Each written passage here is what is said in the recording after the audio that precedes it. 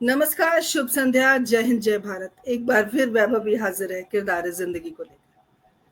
वादा पूरा किया है, एक बार फिर एक बेहतरीन किरदार से मिलवाने आई हूँ। हर बुधवार शाम 7 बजे आप सब भी बहुत बेसब्र होते हैं और हम भी चाहते हैं कि एक ऐसे व्यक्तित्व से आपको मिलवाएं जिनसे मिलके न सिर्फ आप प्रेरणा पा सकें, आपको बहुत आनंद की अनुभूति हो। आज 147वें पायदान पर एक बार फिर एक नई शख्सियत। हमने हमेशा से कोशिश की है कि हम रियल लाइफ के हीरो को लेकर आए, जो वाकई धरातल से जुड़े हुए हैं, जो वाकई देश के लिए कुछ करते हैं, भाषा के लिए, संस्कृति के लिए, हिंदी के लिए। उसी कड़ी में आज आदरणीय सुधाकर पाठक जी से आपको मिलवाने आई। आप किसी परिचय के मोहताज नहीं है, एक बड़ी शख्सियत है। संक्षिप्त परिचय उनका दूंगी, उनका बहुत बड़ा परिचय है, लेकिन मुझे लगता है कि उनसे जितनी बातें हम करें, जितना कुछ उनसे सीख सकें, उनसे उनके जीवन के उन संघर्षों के बारे में जान सकें, या इतने बड़े बनने के बाद सहज बनना कितना मुश्किल है, ये गुर सीखना बहुत ज़रूरी है। इसी प्रकार बहुत सारे ऐसे पहलू हैं, कहते हैं ना कि कुछ छुए कुछ अनछुए पहलू, कुछ कही कुछ अनकही बातें। तो उन तमाम बातों पर आज गौर करने का वक्त आ गया है। और आदरणीय सुधाकर पाठक जी के बारे में मैं क्या बताऊं, जैसे कि आप सभी जानते हैं, हिंदुस्तानी भाषा अकादमी के आप अध्यक्ष भी हैं और आपने भाषा को संरक्षित करने का, कला संस्कृति को संरक्षित करने का जो कार्य पिछले 10 वर्षों से मैं कह सकती हूँ कि बीड़ा उठाया है, वो निरंतर कार्यरत है, निरंतर चल रहे हैं। और देश को ऐसे सपूत की ज़रूरत है जो संस्कृति, भाषा, कला को संजो सके। जैसे कि मैंने कहा कि परिचय तो बहुत बड़ा है, छोटा-छोटा परिचय देना चाहती हूँ क्योंकि बहुत सारी बातें हमें उनके साथ करनी है।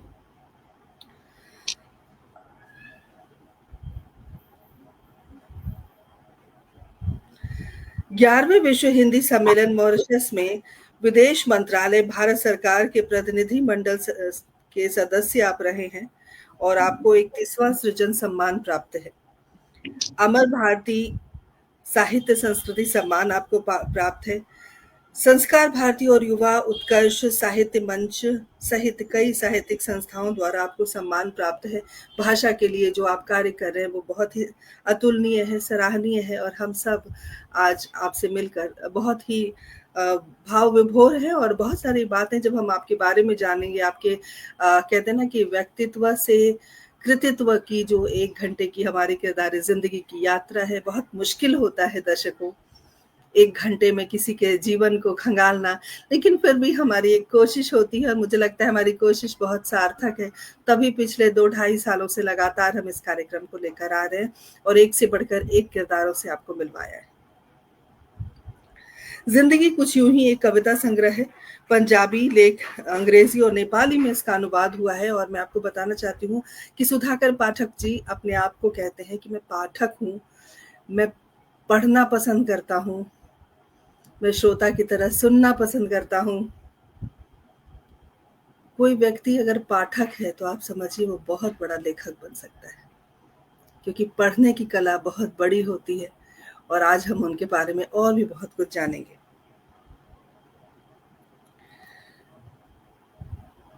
कई परिचर्चा संगोष्ठियों में भी आपने अपना जो है दमखम दिखाया है और बीच-बीच में मैं आपका परिचय ज़रूर पढ़ती रहूँगी। मुझे लगता है कि बिना किसी विलंब के मैं आपको आमंत्रित करती हूँ। हमारे दर्शक भी धीरे-धीरे जुड़ रहे हैं तो उन्हें भी लगता है कि नहीं, पाठक जी से ज़रूर मिलना चाहिए, क्योंकि पाठक बनना आज के समय में बहुत बड़ी चुनौती है। उस चुनौती को पाठक जी ने बहुत सरलता से लिया है। तो चलिए उनसे मुलाकात करते हैं।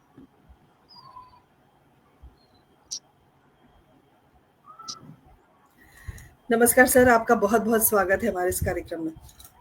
जी, नमस्कार, बहुत नमस्कार। जी। बृहद परिचय ना पढ़ते हुए मैंने कोशिश की कि मैं छोटी-छोटी बातें बीच में कभी हम आपका परिचय दे देंगे, क्योंकि कहते हैं ना कि जो काम होता है वो परिचय होता है व्यक्ति का। आपने जो काम किया है भाषा के लिए, साहित्य के लिए, संस्कृति के लिए, वो आपका परिचय है और वही परिचय आपका हमारे दर्शक जानेंगे। हमारे साथ आदरणीय डॉक्टर पुष्पिता तनेजा जी जुड़ गई हैं। हमेशा की तरह सबसे पहले केंद्रीय हिंदी निदेशालय में निदेशक के पद पर आप रही हैं। आपका एक वरिष्ठ सदस्य हैं हिंदी साहित्य संस्थान की और मुझे बिल्कुल माँ के समान स्नेह आप देती हैं। आपका बहुत बहुत अभिनंदन करती हूँ। पटल के मुख्य सलाहकार आदरणीय सुरेंद्र शर्मा सागर जी हमारे साथ जुड़ गए। बहुत बहुत अभिनंदन, स्वागत। आप सब बने रहें, जुड़े रहें, कार्यक्रम को शेयर करते रहें। सुधाकर जी से हमें बहुत सारी बातें करनी है, आपके बारे में बहुत कुछ जानना है। सर, जब भी हम कार्यक्रम की शुरुआत करते हैं, पूरी टीम की ओर से मैं आपका अभिनंदन करती हूँ और बहुत आभारी हैं कि आप थोड़ा सा समय आपने हमारे लिए निकाला।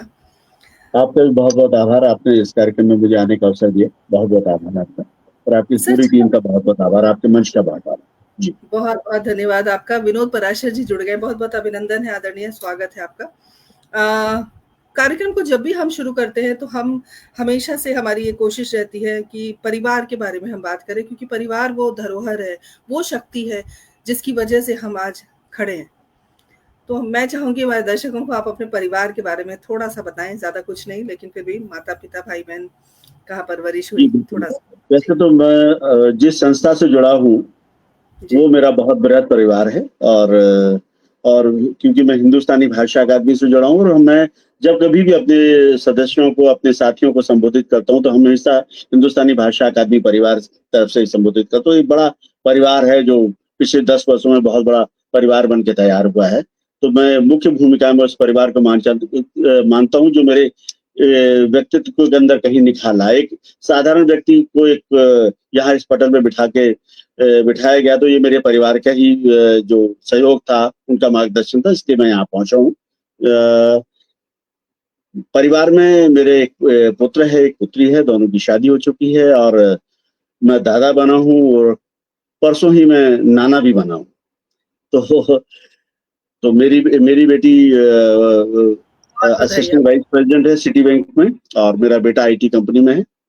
बेटी मेरी पूना में है, बेटा मेरा गुड़गांव में है। हम पति पत्नी हैं।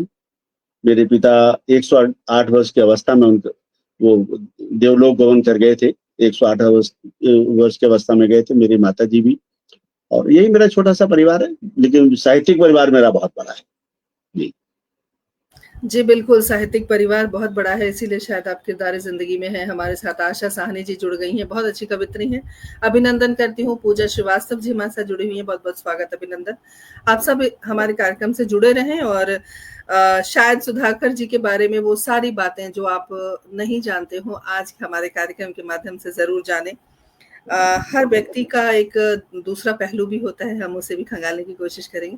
पाठक जी, जैसे कि हमने शुरू में आपका परिचय दिया, हिंदुस्तानी भाषा अकादमी के आप अध्यक्ष हैं और पिछले 10 वर्षों से लगातार आप भाषा, कला, संस्कृति के लिए कार्य कर रहे हैं और बहुत कुछ किया है आपकी संस्था ने।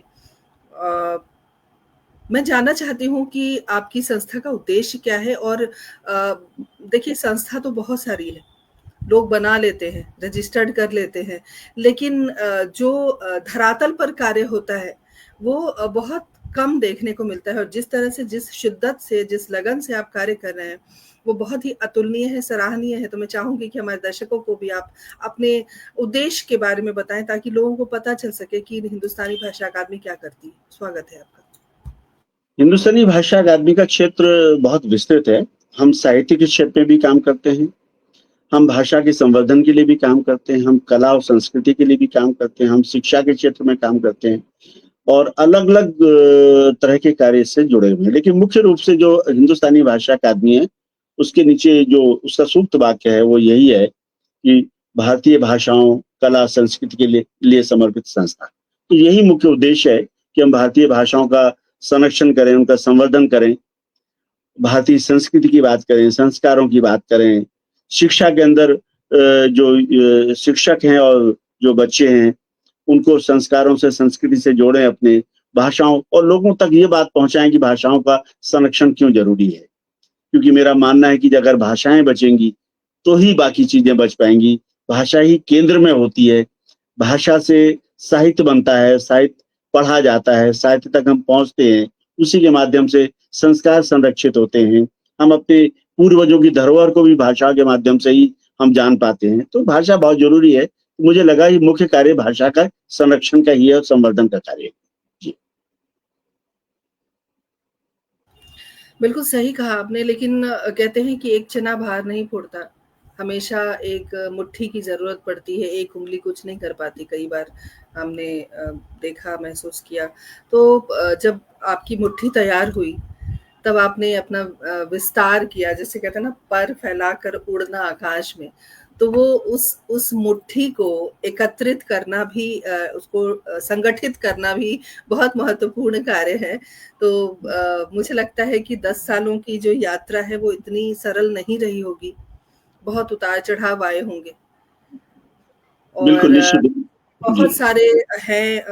बहुत सारे लोग हैं जो शायद इस कार्यक्रम को देखकर प्रेरणा पाएँगे कि जब हमारे लिए ज़िंदगी में मुश्किलें आती हैं, तो हमें कितना दृढ़ रहना पड़ता है। तो 10 साल की जो आपकी यात्रा है, कितना आसान रहा चलना या कितना मुश्किल रहा? क्या कहेंगे? जब हिंदुस्तानी भाषा अकादमी की स्थापना की गई, उसके पीछे एक अलग तरह की एक मेरा अनुभव रहा है, कहानी रही है। मैं और संस्थाओं से जुड़ा रहा, सरकारी संस्थानों में मैं उनकी सलाहकार समिति में, गवर्निंग बॉडी में रहा।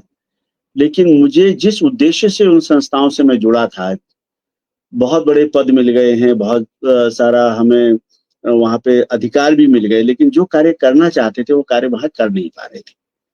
तो मेरे मन में ये आया कि एक ऐसी संस्था का गठन किया जाए, कुछ मित्रों को साथ लेके उनके सहयोग से एक संस्था का गठन किया जाए जो उन उद्देश्यों की पूर्ति कर सके। उसमें से सबसे बड़ा मुख्य उद्देश्य था भाषाओं का संरक्षण का कार्य, क्योंकि मुझे उन संस्थाओं में रहते हुए ये बात समझ में आ गई थी कि इस भाषाओं के संरक्षण के बिना और कोई चीज आगे बढ़ नहीं पाएगी, क्योंकि मुख्य बिंदु है। मेरा एक सूक्त वाक्य है, मैं कहता हूं कि पत्तों पे पानी डालने से नहीं, जड़ों को सींचने से बचेंगी भारतीय भाषाएं। तो जब जड़ों को आज चारों तरफ हम देखते हैं, चाहे सरकारी संस्थाएं हैं, चाहे निजी संस्थाएं हैं, बड़ी बड़ी अकादमियां हैं, करोड़ों रुपए के बजट हैं, केंद्र सरकार की संस्थाएं हैं, निजी संस्थाएं हैं, राज्य सरकार की संस्थाएं हैं, वो ले दे के वो पत्तों तक पहुंच पा रही हैं। और मुझे लग रहा है कि जमीनी स्तर पे काम करना चाहिए, युवाओं के साथ काम करना चाहिए। मेरा मुख्य उद्देश्य था कि बच्चों के साथ काम करें, जो प्राथमिक कक्षा के बच्चे हैं, जो स्कूल स्तर के बच्चे हैं, विश्वविद्यालय स्तर के जो बच्चे हैं, उनको भाषाओं के महत्व को समझाया जाए। अगर भाषाएं वो समझ जाएंगे तो अपने आप साहित्य से जुड़ जाएंगे, और भाषाएं ही उनको संस्कृति से भी जोड़ देंगे और संस्कारों से जोड़ देंगे। तो ये मुख्य बात थी जिसने मुझे इस संस्था के गठन की प्रेरणा दी। और मैंने उन संस्थाओं से किनारा करके, मैं अब देख सकते हैं बहुत सारे लोग लिखते होंगे कि मैं 10 संस्थाओं से जुड़ा हूँ, उसका संरक्षक हूँ, उसका सलाहकार हूँ, उसका अध्यक्ष हूँ, उसका उपाध्यक्ष हूँ। मैं ले देके मेरा कहना यह होता है कि अगर आपको कार्य करना है तो एक संस्था आपके लिए बहुत होती है कार्य करने के लिए। आप 10 संस्थाओं के अंदर 10 पद ले लें और काम कहीं भी ना करें तो इससे काम होने वाला नहीं। आप अपने आप आत्म बने रहिए कि मैं तो इतनी संस्थाओं से जुड़ा हूँ, 50 संस्थाओं से जुड़ा हूँ, और लेकिन काम तो कहीं कर नहीं पाओगे। अगर आपको काम करना है तो एक संस्था में जुड़ के आप पहले इस बात को हम लोग समझ लें कि हम करना क्या चाहते हैं, हमारे जीवन का उद्देश्य क्या है, हम किस तरह की सेवा करना चाहते हैं। और जब हम इस बात का ज्ञान हो जाए कि मुझे इस दिशा में आगे बढ़ना है, तो आप उस दिशा में बिना ये सोचे समझे कि मुझे कितने पटल पे मैं दिखाई दे रहा हूँ, कितनी संस्थानों के मंचों पर हूँ, कितनी जगह मेरे गले में पटके डाले जा रहे हैं, कितनी जगह मुझे स्मृति चिन्ह दिए जा रहे हैं, कितने मेरे घरों के अंदर स्मृति चिन्ह इकट्ठे हो गए हैं, कितनी बार मुझे सम्मानित किया गया है। इन सब चीजों से मोह भंग हो जाएगा और हम सही ईमानदारी से काम करना शुरू कर देंगे। तो कोई एक व्यक्ति अगर कार्य करना चाहता है तो वो ये आकलन करे कि मुझे कार्य क्या करना है। हम क्या होता है कि सामान्यतः होता है कि हमारे मन में आता है कि एक संस्था आई, मैं उसका सदस्य बन गया, उसका फॉर्म भर दिया, वहां चला गया, वहां जाने लग गए, और एक मन में ये लेके जाते हैं कि हम कहीं ना कहीं लाइमलाइट में आ जाए। और जब वहां निराश हो जाते हैं तो फिर हम दूसरी संस्था, फिर तीसरी संस्था, फिर यहाँ का अध्यक्ष, वहां का अध्यक्ष। जब पूछेंगे किसी का, मेरे पास जब जीवन व्रत आता है तो उसके अंदर 50 जगह लिखी होती कि यहाँ यहाँ यहाँ यहाँ यहाँ रहे। तो कार्य महत्वपूर्ण है, संस्थाएं महत्वपूर्ण नहीं। ये मेरा मानना है, मेरे अपने विचार हैं। हो सकता है बहुत सारे लोग इससे सहमत ना होंगे, बहुत सारे सहमत होंगे, लेकिन मेरी व्यक्तिगत अपनी राय है, ये मैं कहना चाह रहा था। बिल्कुल सही कहा सर। अपनी अपनी राय होती है और आपने बहुत सही बात कही कि 10 जगह पैर फैलाने से अच्छा है किसी एक जगह हम टिक कर बहुत अच्छे से काम करें, मन को भी संतुष्टि होगी और जब मन संतुष्ट होता है तो शायद चीज़ें बहुत साफ हो जाती हैं, धुंधलापन निकल जाता है और हम वो देख पाते हैं जो हमें ईश्वर दिखाने की कोशिश करता है और शायद हमारा जीवन तब सार्थक हो जाएगा जब हम अपने जीवन का लक्ष्य प्राप्त कर लेंगे कि हमें भगवान ने जन्म क्यों दिया। तो आपने इस क्षेत्र को चुना है तो आपने नहीं चुना है, निसंदेह ईश्वर ने आपको ये वरदान दिया है कि आप दुनिया में आकर इस तरह के कार्य करें। और कहते ना कि जीते जी तो सबको लोग याद करते हैं, लेकिन जाने के बाद अगर लोगों ने, एक व्यक्ति ने भी याद रखा तो शायद जीवन सफल है। तो इसी बात को हम आगे बढ़ाते हैं। हमारे साथ बहुत सारे दर्शक जुड़ गए हैं, उनका भी हम अभिवादन करेंगे। हमारे पटल की संयोजिका आदरणीय सुदर्शन शर्मा सुधी जी जुड़ गई हैं, अभिनंदन है आपका। हमारे साथ आदरणीय प्रदीप गौतम जी जुड़ गए हैं, बहुत बहुत स्वागत, अभिनंदन।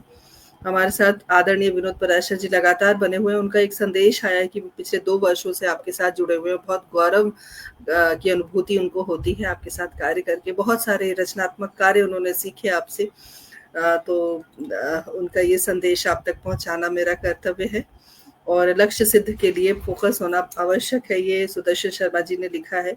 ऐसे बहुत सारे दर्शक अभी और जुड़ेंगे हमारे इस कार्यक्रम में। ऋतु कक्कर जी हमारे साथ जुड़ी हुई हैं, बहुत बहुत अभिनंदन करती हूँ। और आदरणीय कुकी ओम प्रकाश जी जुड़े हुए हैं, ये हमारे किरदार का हिस्सा रह चुके हैं और आपका बहुत बहुत अभिनंदन है। अनिल जी हमारे साथ जुड़े हुए हैं, स्वागत। पूजा जी बहुत बहुत स्वागत। बिल्कुल सही कहा आपने, अपना एक अर्जुन बनकर अपने लक्ष्य की प्राप्ति करनी होती है, तभी हम जीवन में कुछ कर पाते हैं। बहुत जिस परिस्थिति में अभी हम हैं, जिस माहौल में हम लोग हैं, बहुत सारी संस्थाएं हैं, जैसे कि आपने कहा कि एक ही बहुत सारी संस्थाओं में हम कार्य कर रहे हैं, ना हम इधर के हैं ना उधर के। वो हमारी कहावत है, गांव में बिन पेंदी का लोटा, कभी इधर लुढ़क रहा है कभी उधर। मतलब हम वो चीज नहीं दे पा रहे हैं समाज को जो हम देना चाहते हैं, जो हमें देना चाहिए। अगर हम इस क्षेत्र में, किसी भी क्षेत्र में अगर हम कार्य कर रहे हैं तो हमें पूरी शिद्दत से, लगन से और हमें पूरा 100% देना होगा। ये जो दृढ़ संकल्प व्यक्ति करता है तो शायद जो काम है वो थोड़ा आसान हो जाता है, मुझे ऐसा लगता है। दृढ़ संकल्प, मैं अगर आपकी बात करूं तो आपको जब हम देखते हैं तो हमें एक सकारात्मक ऊर्जा महसूस होती है। एक दिन में ये सकारात्मक ऊर्जा नहीं आती। तो जो ये सकारात्मक ऊर्जा लेकर, या जिसको ऑरा कहते हैं, पॉजिटिव ऑरा लेकर जो आप घूम रहे हैं, उसके पीछे का कारण क्या है? क्या वो खास वजह है जो लगता है कि हाँ, आपके सामने अगर कोई व्यक्ति खड़ा है तो उसे जरूर बार बार आपसे सुनने का मन करेगा, आपसे मिलने का मन करेगा? तो कौन सी सोच है जिस सोच को लेकर आप निरंतर चलते रहते हैं? बाबा जी, मुझे बिल्कुल भी गलतफहमी नहीं है अपने बारे में। मैं एक बहुत ही साधारण सा व्यक्ति हूँ और कुछ समाज को कुछ देने वाले छोटे छोटे कार्य कर रहा हूँ। और मुझे लगता है कि जैसे किरदारी जिंदगी जैसे एपिसोड में अगर मैं यहाँ बैठा हूँ, हम लोग मंजिल में हैं। संघर्ष यात्राएं उन लोगों की होती है जो मंजिलों पर तक पहुंच जाते हैं। हम तो सफर में हैं, अभी जिंदगी के सफर में हैं, काम कर रहे हैं, छोटे छोटे कार्य हैं जो कुछ हमसे पीछे काम कर रहे हैं, कुछ हमसे आगे कर रहे हैं। बहुत सारे लोग जब मंजिल पे पहुंच जाते हैं तो उनकी कहानियां बना करती हैं, वो किदवंतियां बना करती हैं कि इतने जीवन में इतने संघर्ष के बाद ये व्यक्ति वहां पहुंचा। मैं अभी उस मंजिल पे अपने आप को स्वयं को पाता नहीं, मैं आकलन नहीं कर पाता हूँ। मैं बार बार कहता हूँ कि जैसे व्यक्तित्व की बात होती है, कृतित्व की बात होती है, लोग कहते हैं क्या किया। मैं अभी अपनी तरफ से बिल्कुल संतुष्ट ऐसा नहीं हूं कि मैंने कोई विशेष कार्य कर लिया है जिसके लिए मैं ये कह सकूं कि मैंने इतने बड़े कार्य किए हैं। मैं प्रक्रिया में हूं और निश्चित रूप से ये भविष्य में ईश्वर सहयोग करेगा, हम कुछ अच्छे कार्य कर पाएंगे। शिक्षा के क्षेत्र में, भाषा के क्षेत्र में कुछ काम कर पाए तो अच्छा है। और मुझे भी, जैसे अभी आपने कहा कि बहुत सारी संस्थाएं हैं, अलग अलग तरह से काम कर रही हैं, बिल्कुल कर रही हैं। सभी संस्थाएं काम करती हैं, अपने अपने स्तर पे करती हैं। जब शुरुआती दौर में जुड़े तो हमें भी लगता था कि कहाँ से सम्मान मिलेगा, कहाँ से जाएंगे, किस मंच पे बुलाया जाएगा, कहाँ पे मुझे गले में एक पटका डलेगा, कहाँ पे एक हमें स्मृति चिन्ह मिल जाएगा। ऐसा नहीं, सबके साथ ये जीवन में एक बात है, लेकिन किसी को समझ में आ जाता है, किसी को थोड़ी देर में आता है, किसी को बहुत बाद में आता है, तो इन सबका कोई औचित्य नहीं। जब किसी व्यक्ति को अगर ज्ञानपीठ मिल जाए और वो फिर कहीं किसी संस्था, जो एक निजी संस्था है, छोटी सी संस्था, कहीं बैठ के उसके हाथों जाके कोई और सम्मान ले रहा, तो मुझे बनता नहीं। जब ज्ञानपीठ ले लिया तो ले लिया आपने। तो उन सब चीजों को लेके आदमी को लगना चाहिए कि एक स्तर पे आप आगे। मुझे दिल्ली सरकार ने हिंदी अकादमी का विशेष योगदान सम्मान दिया, 1 लाख रुपए का सम्मान है। 2018 विश्वनाथ त्रिपाठी जी थे उसमें, शीला झुंझुनवाला जी थी, बाकी लोगों को भी उसमें मिला। तो मुझे लगा कि हिंदी अकादमी में मेरे काम को पहचान दी, दिल्ली सरकार की हिंदी अकादमी ने सम्मान मुझे दे दिया, तो मुझे लग रहा मुझे बाकी सारे सम्मान मिल गए। तो मैं अब भी किसी संस्था की मंच पे जाता हूँ, मैं पूरी विनम्रता के साथ उनसे कह देता हूँ, सर मेरे कार्य के क्षेत्र का कोई अगर सम्मान है तो मैं सम्मान लेने नहीं आया, मुझे एक अतिथि के तौर पे, श्रोता के तौर पे, अपने सहभागी के तौर पे आप मुझे बुलाइए, मुझे बहुत अच्छा लगेगा। मैं अपनी बात लोगों तक, मैं सिर्फ कार्यक्रमों के मंच पे इस लालच के साथ चला जाता हूँ कि मैं अपनी बात वहां कह सकूं। अगर मेरे कहने से 2, 4, 5 लोग भी इन विचारों से जुड़ पाएंगे तो मैं आज की मेरी उपलब्धि होगी। उस उपलब्धि के लिए मैं वहां पहुंचता हूँ जाके।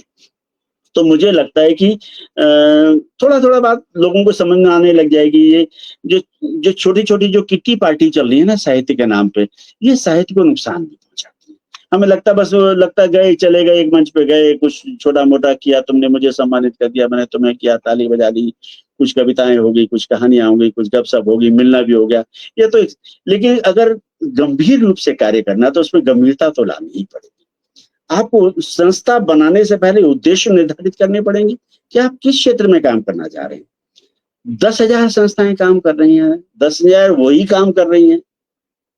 मैं तो बार बार कहता हूँ, सरकारी अकादमियां भी जो बनी है, जिन उद्देश्यों के लिए बनी है, वो उद्देश्यों को छोड़ के बाकी सारे काम कर रही हैं आप। तो कम से कम कोई तो भाषा पे काम करे। बताइए, आप अगर आंख बंद करके सोचिए कि गिनती से, उंगलियों पे गिनती है कि भाषाओं के संरक्षण के लिए ऐसी कितनी संस्थाएं हैं जो काम कर रही हैं, जिनके पास करोड़ों का बजट है। वो ये साहित्य पे आ जाता है। मैं साहित्य से बिल्कुल, साहित्य के बिना जीवन अधूरा है। साहित्य जिंदगी, हमारे जीवन का एक हिस्सा है। साहित्य हमारा दर्पण है, हमारे सारे समाज को दिखाता है। लेकिन साहित्य तक पहुंचने के लिए जो सीढ़ियां हैं, उन सीढ़ियों पे तो कोई चढ़ना नहीं चाहता। सीधा साहित्य थोड़ा पढ़ने लग जाएंगे जाके वहां जाके। बच्चों और युवाओं को जब तक जोड़ोगे नहीं तो कोई उद्देश्य पूरा होगा नहीं। तो बच्चों के लिए कोई काम नहीं करना चाहता, संस्कारों के लिए काम नहीं करता, संस्कृति के लिए नहीं कर पाना, आने वाली पीढ़ी के लिए कोई बात नहीं कर रहा है। जो बच्चे पढ़ के आ रहे हैं 8वीं कक्षा में हिंदी छोड़ रहे हैं, भाषाएं छोड़ रहे हैं, भारतीय भाषाएं कहीं संकटग्रस्त श्रेणी में। हम खुश हैं कि हमने कितनी कविताएं बांच ली, हमने कितनी सुना दी। और जो मैं बड़ी हंसी आती है, संस्थानों में कई जगह मैं जाता हूँ, मुझे अवसर मिला तो मैंने सामान्यतः बहुत कम कर दिया जाना। मैं जहाँ पे, क्योंकि मैं कवि नहीं हूँ, कवि गोष्ठी में मैं जाना बहुत कम करता हूँ, जाता भी नहीं। कोई अपने से बुलाता, अधिकार पूर्वक बुलाता तो जाना पड़ता। तो मुझे लगता है कि वहाँ 50 व्यक्ति हैं, हर 50 व्यक्ति इस इंतजार में बैठा कि मेरा नंबर कब आएगा।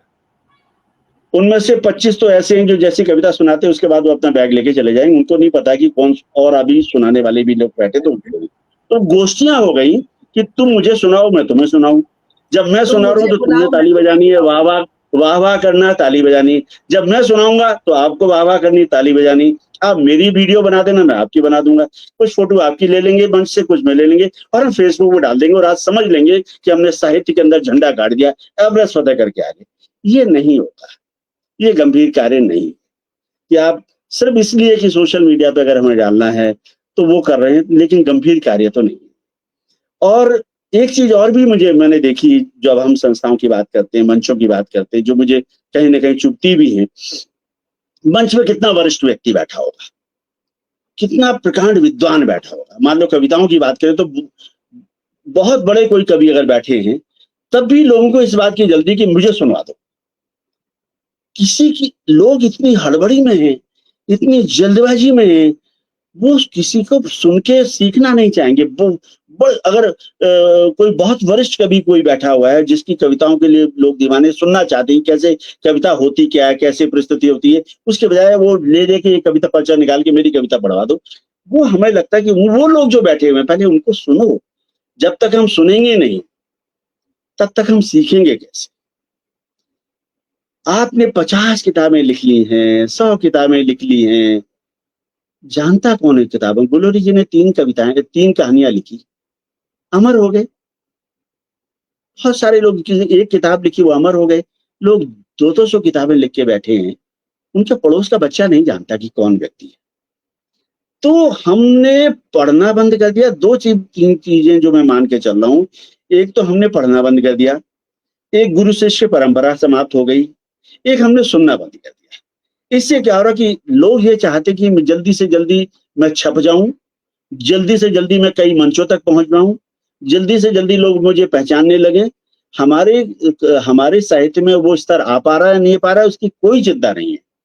तो मेरा तो निवेदन यही कहूँ, मैं तो कहना चाहूंगा कि कम से कम हम जो गुरु शिष्य परंपरा नहीं बना पा रहे तो कम से कम वरिष्ठ लोगों को सुनने का सामर्थ्य तो रखें, धैर्य रखें, अच्छी पुस्तकों को पढ़ें, अच्छे लेखकों को पढ़ें, अच्छे लोगों की कविताएं पढ़ें। तो हम अच्छा, जब तक हम अच्छा पढ़ेंगे नहीं, सुनेंगे नहीं, ना तो हम अच्छा प्रस्तुति का दे पाएंगे, ना अच्छा कुछ लिख पाएंगे। तो इसलिए मैं बार बार कहता हूँ कि पाठक की बहुत आवश्यकता है। पाठक हम बहुत इससे जरूरी दूर है। होते जा रहे हैं, हम इससे दूर होते जा रहे हैं। मेरे बहुत सारे साथी हैं, मेरे बहुत सारे साथी हैं, कई बार लगता है आते हैं, ठीक है मैं भी कहता हूँ ताली बजा दी, लेकिन मुझे लगता है बहुत जल्दबाजी में आज ही आए तो उनको मंच पे पहुंच जाना चाहिए। आज 2 4 5 गोष्ठियों में जाके सुन भी लीजिए, कोई बात नहीं। 1 2 3 कार्यक्रमों से बिना सुनाए भी लौट के आ जाइए, कोई दिक्कत नहीं है। 5 आदमी बैठे होंगे, 2 आदमी सामने बैठे होंगे, 1 सुना रहा होगा तभी, लेकिन मुझे सुना के आना। जब तक लोग कहें कि आप मुझे आइए पाठक जी आप सुनाइए, हम आपको सुनना चाहते हैं, तो मेरे सुनाने का मजा है। मैं पर्ची भेज के कहूँ कि मुझे सुनिए, मुझे सुनिए, मुझे सुनिए, नहीं सुनना भाई। आपको लोग सुनना चाहेंगे तो बुला के सुनेंगे, आपको बार बार सुनेंगे। लेकिन आप मतलब हर जगह एक सुबह एक बैग ले लिया और यहाँ पे सुनाया वहां, वो मेरे कार्यक्रमों में लोग आते हैं जी जल्दी करिए, मुझे पहले पढ़वा दीजिए, मुझे 3 कार्यक्रमों में जाना है। मन करता है कि कह दूंगा पहले वो 3 कार्यक्रम अटेंड कर लो, इसमें रहने दीजिए, लेकिन कहीं ना कहीं व्यवहार में फर्क आ जाता है। तो आपको इतनी जल्दी के एक कार्यक्रम में आप आए, आप चयन कर लीजिए कि कहाँ जाना चाहते हैं, किस उद्देश्य से जाना चाहते हैं। आज सुबह घर से निकले तो क्या करके शाम को घर में जाना चाहते हैं, 3 कार्यक्रमों की फोटो डालना चाहते हैं, या सचमुच किसी अच्छी जगह आप श्रोता बन के भी बहुत कुछ ले जा सकते हैं। जरूरी थोड़ा कि मंचों पे 3 जगह आप कुछ बांच के आ जाएंगे तो ही बड़े व्यक्ति बन जाएंगे, ऐसा नहीं है। इन सब चीजों में कहीं ना कहीं स्तर में कहीं कमी आ रही है, इनको चिंतन का आवश्यकता है इनको। और जहां भी मैं बार बार कहता हूँ कहीं भी कार्यक्रम हो रहा है उससे परिचर्चा जरूर रखी जानी चाहिए। सामान्यतः परिचर्चा के नाम पे लोग आएंगे नहीं। आप देख लीजिए, आप बुलाइए 100 लोगों बुलाइए कि आज हम परिचर्चा, और कोई बहुत बड़े विद्वान 2-3 बड़े विद्वान बुलाए, किसी विषय के ऊपर हम लोग एक परिचर्चा रखवा रहे हैं, 10 आदमी नहीं है। आप डालिए कि मैं कविताएं सुनाना चाहते हो तो आपके पास 50 पिछले 3.5-4 वर्षों से हम लगातार रविवार को परिचर्चाएं करवा रहे हैं, अलग अलग विषय पे हमने बात की है, लेकिन ऑनलाइन हमारे दर्शक हमारे साथ ऑफलाइन की बात, ऑफलाइन आप कभी मेरे बात को तथ्य को जांचने के लिए एक ऑफलाइन कार्यक्रम करिए कि मैं एक परिचर्चा बुलाएं, आप गिनती करिएगा कितने श्रोता आए हैं उसमें। उनकी भूमिका नहीं होनी चाहिए बस, तो समझना है। बहुत सटीक बात आपने कही है अभी, और बहुत कुछ हम वाकई। मैं एक बात और जो कह दूं, शायद मेरे मन से निकल जाएगा, ये आपका 147वां एपिसोड है ये, है ना, किरदारी जिंदगी। इससे पहले 146 लोग आपके यहाँ से जा चुके हैं, और बड़े वरिष्ठ लोग भी होंगे, अच्छे लोग भी हैं, सब लोग आए होंगे। कभी कोशिश कीजिए जो कम से कम दिल्ली और दिल्ली एनसीआर के लोग हैं, इनको कभी एक ऑफलाइन कार्यक्रम में कभी बुलाइए, आपको अच्छा लगेगा। कोरोना ने हमें बहुत कुछ दिया, बहुत मतलब ये सबसे बड़ी, कोरोना ने बहुत कुछ छीना है, लेकिन ये चीज हमें दे दी, ऑनलाइन कार्यक्रम करने की हमें एक सुविधा प्राप्त हो गई है। इसको ऑनलाइन से निकल के ऑफलाइन तक पहुंचने के लिए भी 147 व्यक्ति हो गए, मैं तो कह ही रहा हूँ।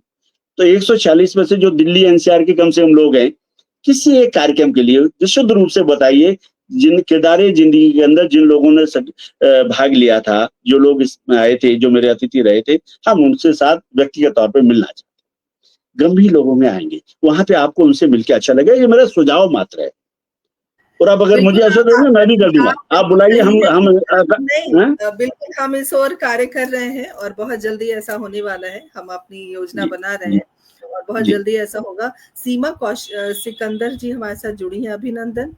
हमारे साथ सुरेंद्र शर्मा सागर जी लगातार बने हुए हैं, बहुत-बहुत स्वागत अभिनंदन करती हूँ। और शकुंतला मित्तल जी हमारे साथ जुड़ गई हैं, बहुत-बहुत अभिनंदन करती हूँ। आप सब इसी प्रकार बने रहें, जुड़े रहें।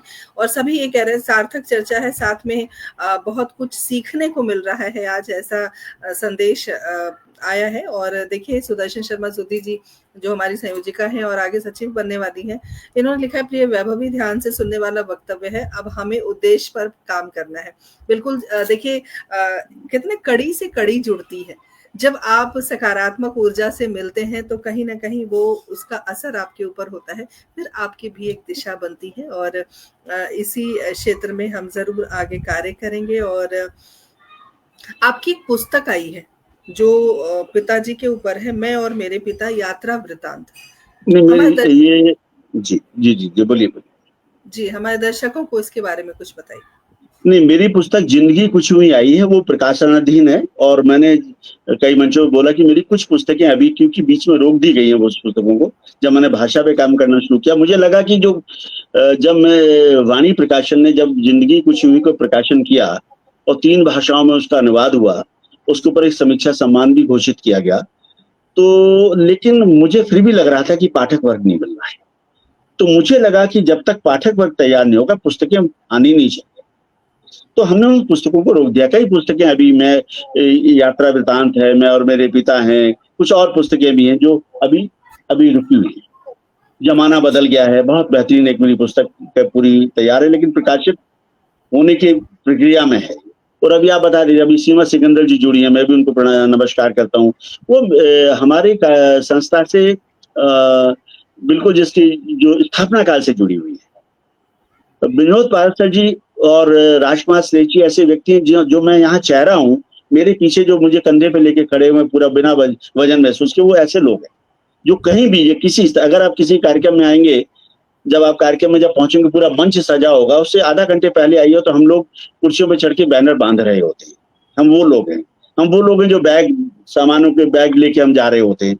तो किसी संस्था के लिए चलाने के लिए 500 आदमियों की जरूरत नहीं है, 5 आदमी बहुत है, 3 आदमी बहुत है, लेकिन वो सचमुच कार्य करने वाले लोग होने चाहिए। होता क्या, बहुत सारे लोग संपर्क करते कि हम संस्था बड़े कार्य कर रही है, बड़े स्तर पे कार्य कर रही है, बड़े बड़े मंचों पे कार्य कर रही है, बड़ी संख्या हम जुड़ना चाहते हैं, लेकिन वो 1 या 2 कार्यक्रमों के बाद वो नजर नहीं आती, क्योंकि उनको लगता है कि हम जिस कार्य से जुड़े कि उनका उद्देश्य वो नहीं होता, उद्देश्य कुछ और होते हैं। तो वो उद्देश्य अगर नहीं मिल पाएंगे तो आप ज्यादा दिन संस्था में रुक नहीं पाएंगे।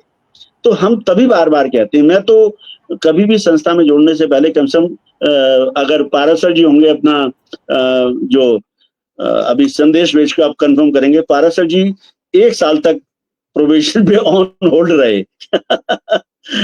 तो मैं कार्यक्रम में सामान्यता जोड़ने के लिए ना, तो बहुत जल्दबाजी नहीं करता संस्था से जोड़ने के लिए। मैं कहा आप आइए, थोड़े समय रहिए, करिए। लगता है कि आप जल्दबाजी में आप आ गए होंगे, आप उद्देश्यों से नहीं जुड़ पाए होंगे, हमारी कार्यशैली क्या है, हम क्या चीजें, तो ही बात हो पाएगी। तो मुझे लगता है कि ऐसे लोगों को जोड़ना चाहिए जो सचमुच आपके उद्देश्य के साथ आगे चल पा रहे हैं। आते ही किसी दिन आपको किसी का मंच मिल जाएगा, संचालन मिल जाएगा, मंच पे आपको मुख्य अतिथि के रूप में बिठा दिया जाएगा, ऐसा नहीं है।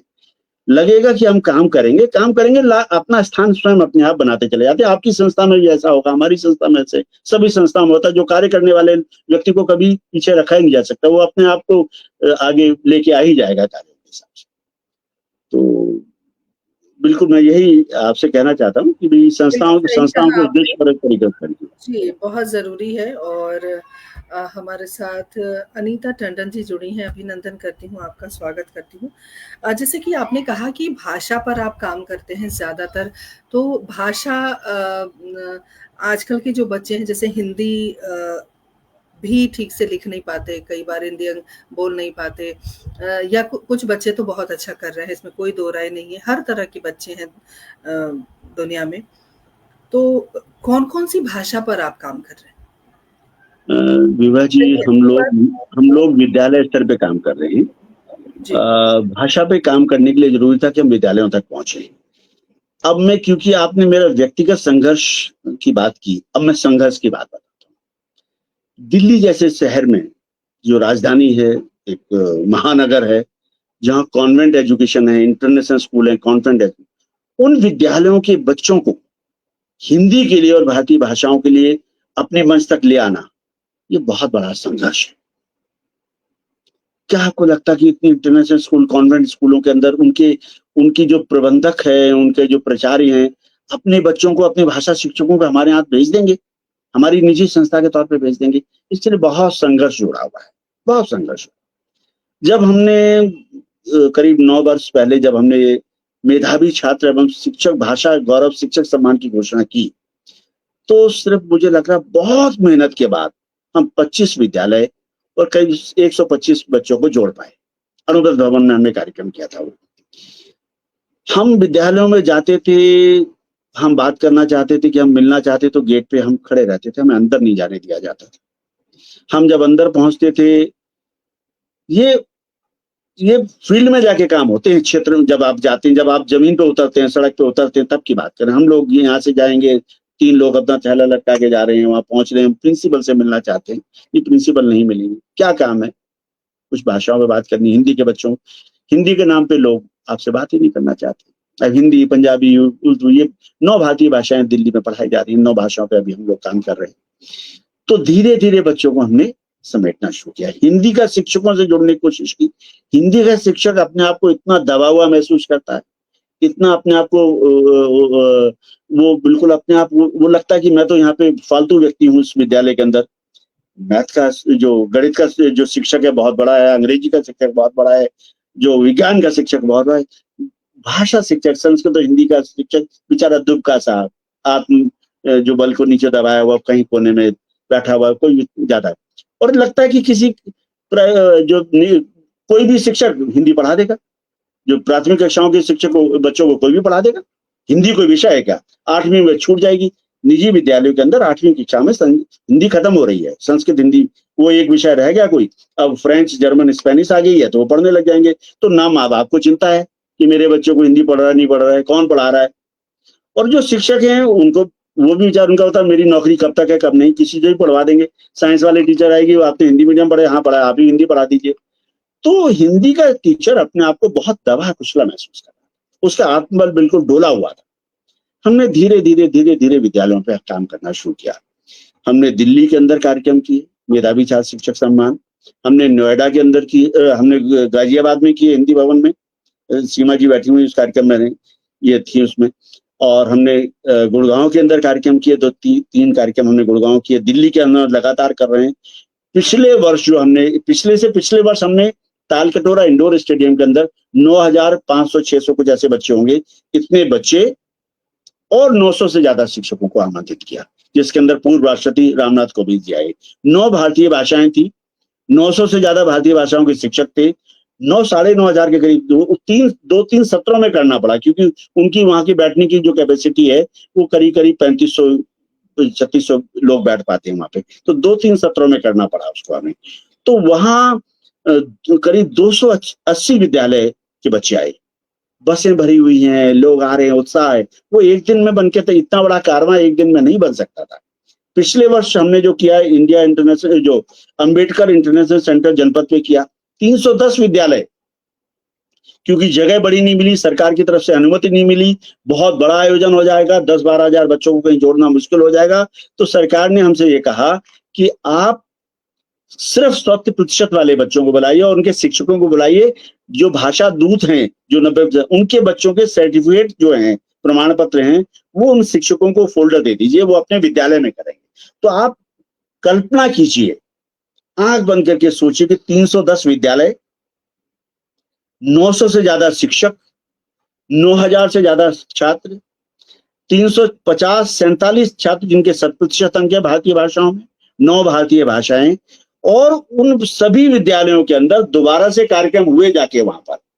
आप समझिए, बड़े इंटरनेशनल विद्यालयों के अंदर, मैं नाम लेके किसी को कहना नहीं चाहता, बाल भारती भी है, ऑक्सफोर्ड है, सभी विद्यालय, जितने बड़े आप ब्रांड नाम कर सकते हो, ज्यादा से ज्यादा वहां पे जब बच्चे जाके वहां उनके फिर विद्यालयों में जाके उनके कार्यक्रम हो रहे हैं, बच्चों को दोबारा सम्मानित किया जा रहा है, शिक्षकों को दोबारा सम्मानित किया जा रहा है, सभी शिक्षिकाएं अपनी स्मृति चिन्ह लेके जा रही हैं, अपने सम्मान पत्र लेके जा रहे हैं, तो एक माहौल बनता है।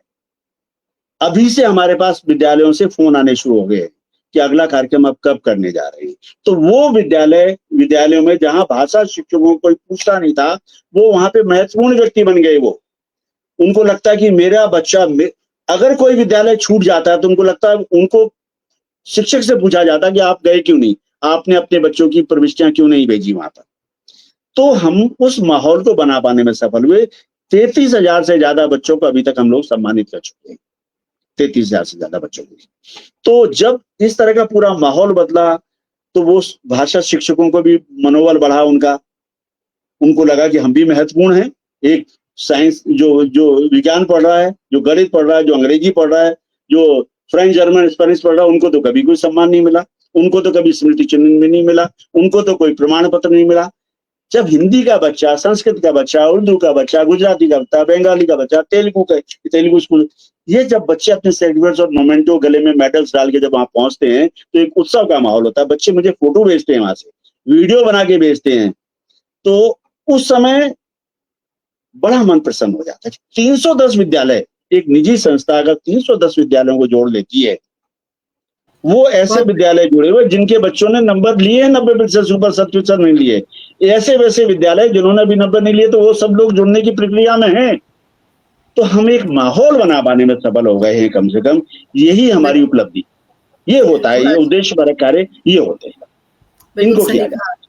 बिल्कुल सही कहा। और कविता मल्होत्रा जी हमारे साथ जुड़ी हैं, उन्होंने लिखा है कि भारतीय भाषा के लिए आपका योगदान सराहनीय है। और आपके लिए एक और प्यारा सा संदेश आया है, लिखा है सुरेंद्र शर्मा सागर जी ने कि आप धारा प्रवाह बोलते हैं। उसके अलावा एक संदेश और आया है, हम मेरी प्यारी छोटी बहन डॉक्टर रूपल श्रीवास्तव जुड़ गई हैं, अभिनंदन करती हूँ, स्वागत करती हूँ। और मनोरमा मिश्रा जी हमारे साथ जुड़ी हुई हैं, अभिनंदन है, आपका स्वागत है।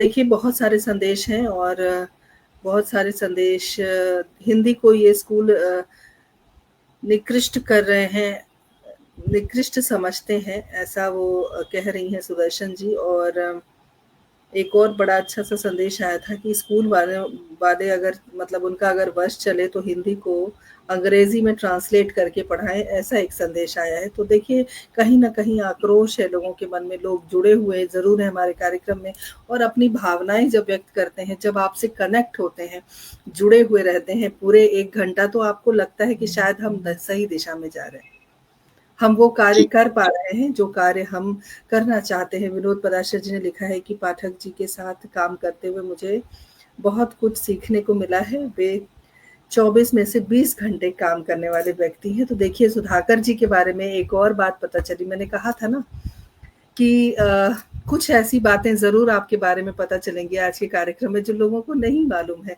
तो देखिए 20 घंटे आप कार्य करते हैं, ये भी एक अलग बात है, लोगों से अलग करती हैं आपको। बहुत कम लोग ऐसे हैं जो इतना काम करते हैं।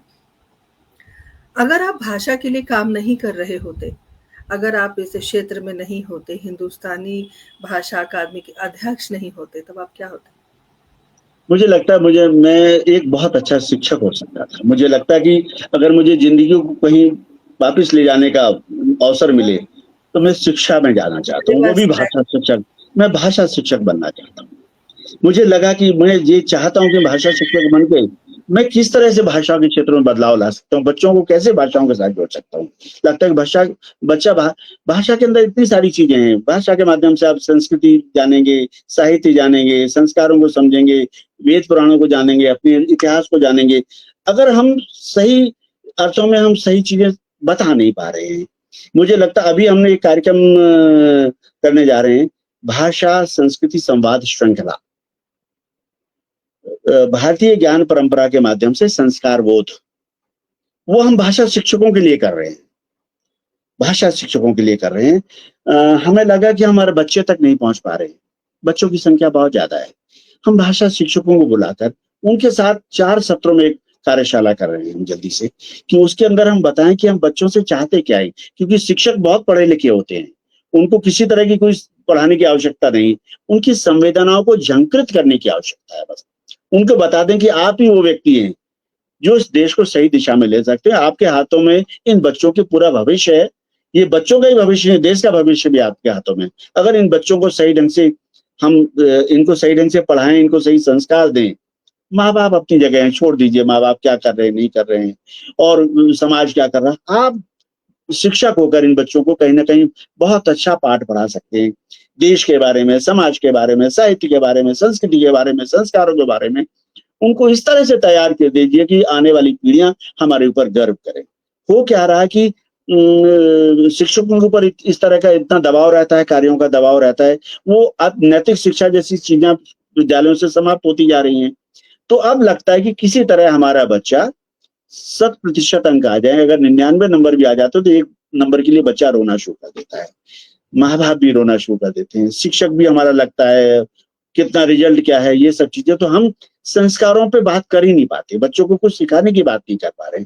तो हमें लगता है जो सबसे आवश्यक चीज है, हम इंजीनियर, डॉक्टर सब कुछ बनाना शुरू कर दिया हमने, इंसान बनाने बंद कर दिया। व्यक्ति के ऊपर काम नहीं कर रहे, हम मशीनों पे काम कर रहे हैं। आने वाले समय में अगर जो पीढ़ी हम आसपास देख रहे हैं, मैं बार बार कहता हूँ, हम कहते हैं कि 2047 के अंदर हम 100 वर्ष मना लेंगे आजादी के, हम विश्व गुरु बन जाएंगे, चौथी अर्थव्यवस्था भी हो गए, मान लीजिए अब एक पहली प्रथम अर्थव्यवस्था बनी भी गए। लेकिन उस समय जो हमारे पास पीढ़ी, युवा वर्ग जो होगा, वो किस स्तर का होगा, ये कल्पना करके कई बार डर लगने लग जाता है। हमारे आसपास, हमारे परिवारों के अंदर, हमारे आसपास, हमारे रास्ते में जाते हुए, सार्वजनिक जगह पे, मेट्रो में जाते हुए, विद्यालय में, उन बच्चों की हम बातचीत सुनते हैं तो हमें लगता है कि हमने कितनी बड़ी गलतियां की। हम इनको हमारे माँ बाप ने हमें दिया, हमने नहीं दिया। बच्चों की कोई गलती नहीं है, बच्चे अपनी जगह सही है, हम जो दे रहे हैं वही तो परोसेंगे वो। हमने अपने पिता के साथ तो कभी इस भाषा में बात की कि हमारे बच्चे हमारे से इस भाषा में कैसे बात कर सकते हैं। अगर कोई बड़ी उम्र का व्यक्ति बैठा है मेट्रो में खड़ा, तो हम सबसे पहले आगे, आज भी हम अपनी सीट देते हैं। तो बच्चे बैठ के गर्दन घाट के बैठे हैं, तो हम संस्कार नहीं दे पाए उनको। उनकी गलती नहीं है, हम नहीं संस्कार दे पाए। हम मशीन बनाने के लिए हमने 1 करोड़ का पैकेज उनको मिल जाना चाहिए, वो अमेरिका चले जाने चाहिए, वो गूगल में नौकरी मिल जानी चाहिए। हम इसके ऊपर पूरा जोर लगा दिया, इंसान बनाने हमने बंद कर दिया। इसलिए ये सारी पाठक जी, आपके लिए एक प्रश्न भी आया है और मुझे कुछ और बातें भी आपसे जी अवश्य हम बाद में देंगे। आदरणीय कविता मल्होत्रा जी हमारे साथ जुड़ी हैं, कृष्णा शर्मा दामिनी जी हमारे साथ जुड़ी हैं। ये दोनों व्यक्तित्व हमारे किरदार जिंदगी का हिस्सा रह चुकी है। आप दोनों का अभिनंदन है, स्वागत है। और इनका, कृष्णा शर्मा दामिनी जी ने एक प्रश्न रखा है, लेकिन इनके प्रश्न पर पहुंचने से पहले एक प्रश्न मैं आपसे पूछना चाहती हूँ कि तथाकथित साहित्य के क्षेत्र में बहुत सारे ऐसे नाम हैं जो धूमिल हैं, बहुत सारे ऐसे नाम हैं जो हर मंचों पर दिखाई देते हैं। आपको क्या लगता है, भारत में प्रतिभा की कमी है? क्यों प्रतिभा दबी हुई है, कुचली हुई है? क्यों तथाकथित व्यक्ति ही महिमा मंडित है? और ये कब तक चलेगा? आप कह रहे हैं कि आप बच्चों के लिए काम कर रहे हैं, आप कह रहे हैं कि आप पीढ़ी के लिए काम कर रहे हैं। तो ये जो साहित्य एक बहुत बड़ा क्षेत्र है, व्यापक क्षेत्र है और भारत की धरोहर है।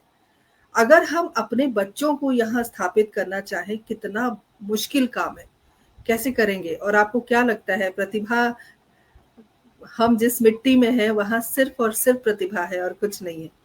तो आप बताइए कि कैसे इस भयावह स्थिति से कैसे निकलें और क्या करें जो हम अपने बच्चों को कुछ दे पाए और बच्चों को दिशा दे पाए। साहित्य सबसे पवित्र क्षेत्र है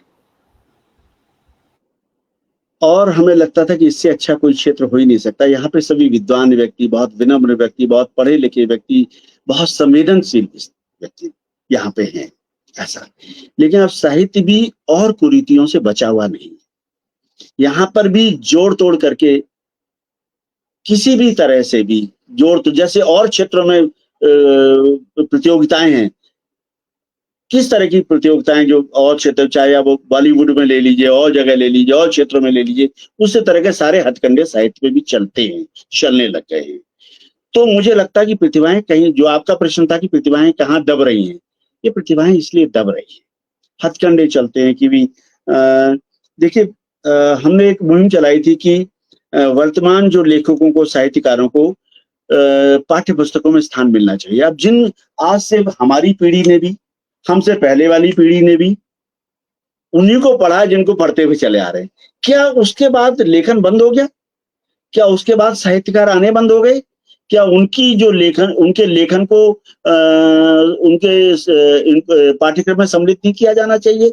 तो इनके ऊपर बस एक धर्ना चल रहा है, कोई गंभीरता से कार्य नहीं कर रहा है कि आज भी समकालीन लेखक, बहुत अच्छे लेखक हैं जो बहुत अच्छा लिख रहे हैं, बहुत अच्छा साहित्य सृजन कर रहे हैं। वो ना तो उनका लेखन ना तो सही जगह पहुंच पा रहा है, ना सही जगह प्रकाशित हो पा रहा है। एक अलग बात हो जाएगी। मान लीजिए सर, आप अपने जवाब में एक बात मैं और पूछना चाहती हूँ, क्या उन वरिष्ठ साहित्यकारों की या उन वरिष्ठ लोगों की जिम्मेदारी है कि अपना जो सम्मान है वो छोड़कर बच्चों के लिए? आप उनको सम्मान बहुत दे रही हैं। वो साहित्यकार नहीं, वो मठाधीश है। मठाधीशों को अपने शिष्य चाहिए होते हैं। शिष्य वो चाहिए होता है जो चरण चुम्बन करें। समझिए, हम देखते हैं कोई किसी बड़े साहित्यकार को बुलाइए किसी मंच पे, उनको किसी परिचर्चा में सम्मिलित करने के, बड़े साहित्यकार, तो वो उससे पहले अपने 10-20 शिष्यों को पहले से सूचित कर देते हैं कि मैं वहां जा रहा हूं, आप लोग वहां रहिएगा। तो 20-30 नहीं भी कहेंगे तो बस उन्होंने डाल दिया कि मेरे वहां पे मेरा संबोधन होगा, मेरा वक्तव्य होगा। तो वो पहले जैसे ही वो पहुंचेंगे, वो गेट पे खड़े होंगे, सबसे पहले गुरुजी के सब पैर छूना शुरू कर देंगे, पैर छू, फिर आएंगे, बैठेंगे। वो मठाधीशी वाला जो सब चीजें होगी ना धीरे धीरे, क्योंकि इन्हीं ने आगे बढ़ाना है। तो वो जो लोग उस स्तर पर चरण चुम्बन करके पहुंचे, चरण वंदना करके पहुंचे, वो आगे पीढ़ी भी उसी तरह की तैयार कर रहे हैं। तो वो जो मठाधीश हैं, उनकी वजह से साहित्य कहीं ना कहीं धूमिल हो रहा है, और ये सभी क्षेत्रों में देखने को मिलता है। आप देखिए, आप शिक्षण के क्षेत्र में भी देखिए, पीएचडी वही बच्चा करेगा। हर आदमी के बस की बात नहीं पीएचडी कर पाना। आप सेवा करिए।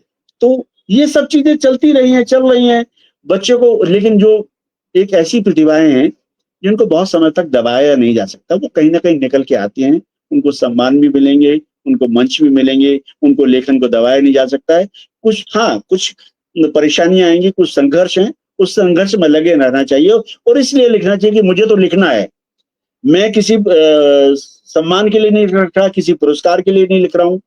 मैं लिखता रहा हूँ। किसी को ज्ञानपीठ मिलता ही है, युवा ज्ञानपीठ भी मिलता ही है, बाकी लोगों को मिलता होगा।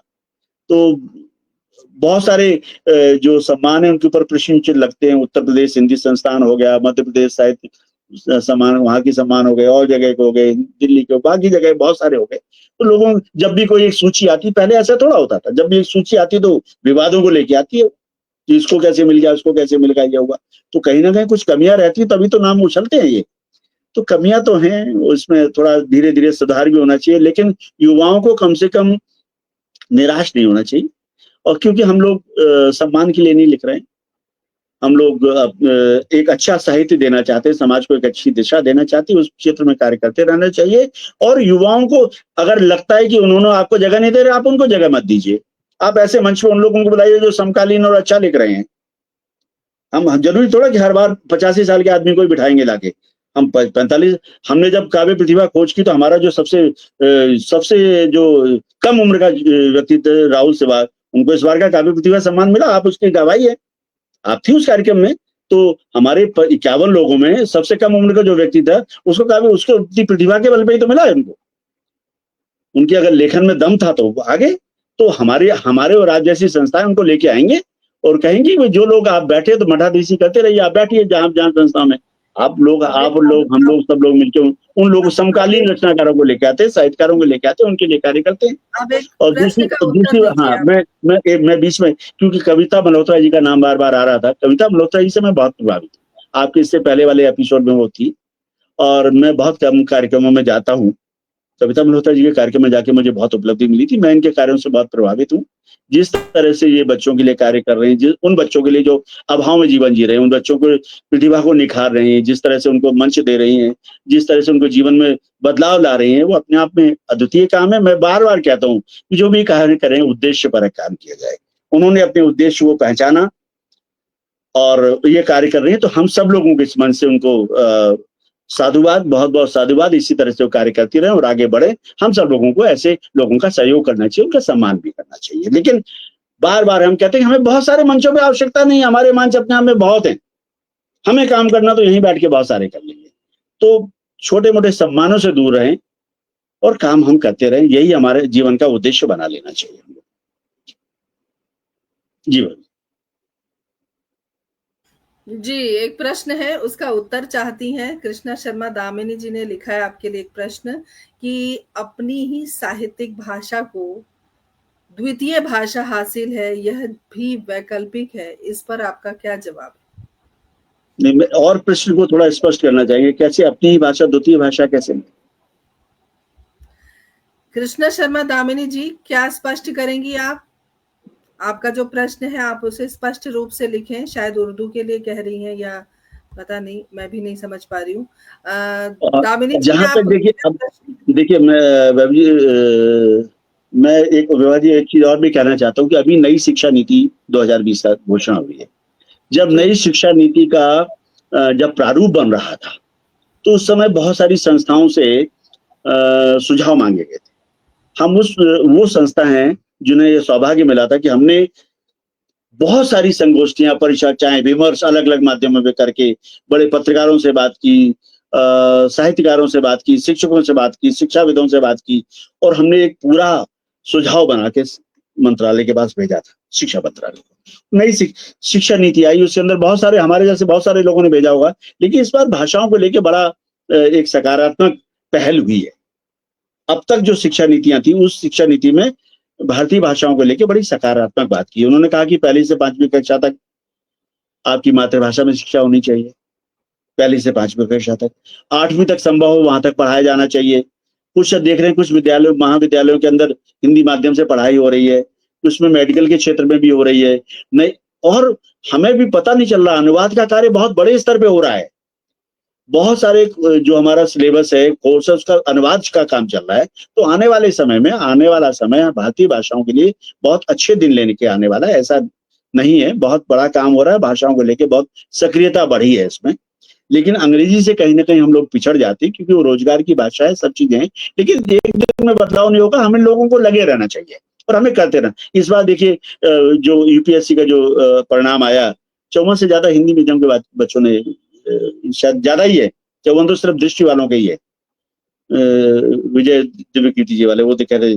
तो संख्या बढ़ रही है, लोगों को झुकाव हो रहा है, हिंदी पट्टी में लोग बढ़ रहे हैं। हिंदी पट्टी क्यों, सभी भारतीय भाषाएं आगे बढ़े, यही हम लोगों को सब कामना करनी चाहिए, यही हमारा उद्देश्य होना चाहिए। जी